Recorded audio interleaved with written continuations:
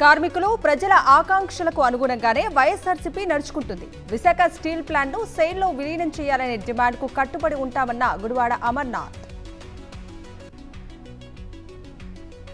తల్లికి వందనం పథకానికి కూటమి సర్కారు బ్రేక్. ఏడాది కావస్తున్నా ఇచ్చిన హామీ అమలు చేయని ప్రభుత్వం వచ్చే ఏడాది అమలు చేసేందుకు మంత్రివర్గం నిర్ణయం. తిరుమల కొండపై ఎగ్ బిర్యానీ కలకలం.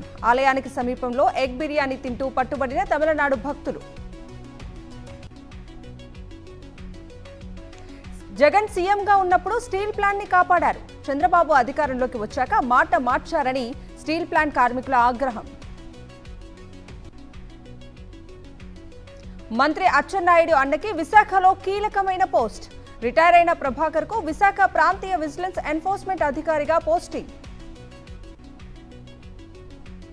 క్రికెట్ బెట్టింగ్ మాఫియాలో జనసేన నాయకులు. నిందితుల వివరాలతో ప్రెస్ నోట్ రిలీజ్ చేసిన పోలీసులు 80 అకౌంట్ల ద్వారా 140 కోట్ల లావాదేవీలు జరిగినట్లు గుర్తింపు. కూటమి పాలనలో కొనసాగుతున్న సోషల్ మీడియా కార్యకర్తల అక్రమ అరెస్టులు. నిడదవోలులో ఆటో డ్రైవర్ దుర్గారావు అక్రమ అరెస్ట్. ప్రాణమున్నంత వరకు గులాబీ జెండా వదలను. జనగాం ప్రజల రుణం తీర్చుకుంటానన్న ఎమ్మెల్యే పల్లా రాజేశ్వర్ రెడ్డి. ఫిల్మ్ ఛాంబర్లో జేసీ ప్రభాకర్ రెడ్డిపై నటి మాధవీలత ఫిర్యాదు.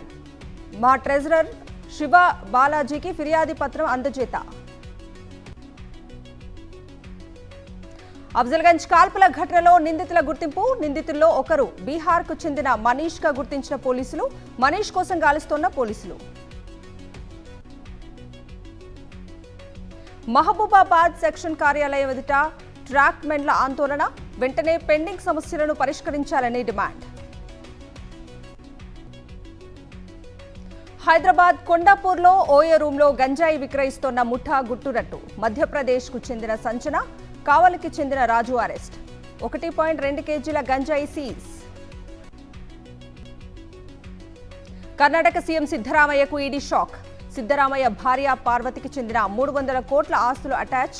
ముడా స్కామ్లో ఆస్తులు అటాచ్ చేసిన ఈడీ. భారత్ అమెరికా మధ్య సంబంధాలు సానుకూల ధోరణిలో ఉన్నాయి. టెక్నాలజీ, ఆవిష్కరణ రంగాల్లో ప్రపంచ దేశాల్లో భారత్ పాత్ర మెరుగవుతోందన్న ఎలన్ మస్క్. ఒహైడో నుంచి గవర్నర్ ఎన్నికల్లో వివేక్ రామస్వామి పోటీ. త్వరలో అధికారిక ప్రకటన చేసే అవకాశం. అమెరికన్లకు ట్రంప్ సుంకాలు. పన్నుల దెబ్బ తప్పదు. సంచలన వ్యాఖ్యలు చేసిన కెనడా మంత్రి మెలానీ జోలీ. నేను నా సోదరి త్రుటిలో చావు నుంచి తప్పించుకున్నాం. కీలక విషయాలు వెల్లడించిన బంగ్లాదేశ్ మాజీ ప్రధాని షేక్ హసీనా. 1904లో జరిగిన తొలి ఒలింపిక్స్ నాటి బంగారు పతకం వేలం వేసిన అమెరికా. 5 కోట్లు పలికిన బంగారు పతకం.